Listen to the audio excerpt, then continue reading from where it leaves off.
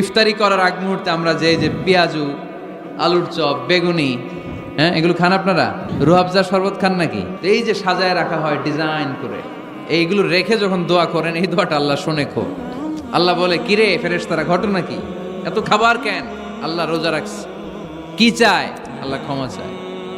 তো খায় না যে তৃষ্ণার, তো আল্লাহ আপনার ভয়। আমারা দেখছে না, আল্লাহ আপনারা দেখে নাই। জান্নাত দেখে নাই, আমার জাহান্নাম দেখেছে আল্লাহ কিন্তু জানে। তারপরে ফেরেশতাদের মুখ থেকে বের করা হবে। সুবহানাল্লাহ পড়েন। আমার জাহান্নাম দেখেছি কিনা বলো। ফেরেশতারা বলে না, জাহান্নাম দেখে নাই। আমার জান্নাত দেখেছে কিনা বলো, জান্নাতও দেখে নাই। কিছুই দেখে নাই, আপনারেও দেখে নাই। আল্লাহ এবার খুশি হয়ে যাবে। আমার খুশির জন্য আমার ভয়ে তৃষ্ণার্ত ক্ষুধার্ত সামনে খাবার হাত বাড়ালেই খেতে পারে, গ্লাসটা তুললেই পান করতে পারে, আমার ভয়ে খায় না।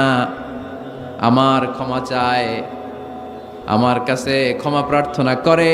এখন আমার বান্দা যা দোয়া করবে, বান্দার সব দোয়া আমি কবুল করে নেব।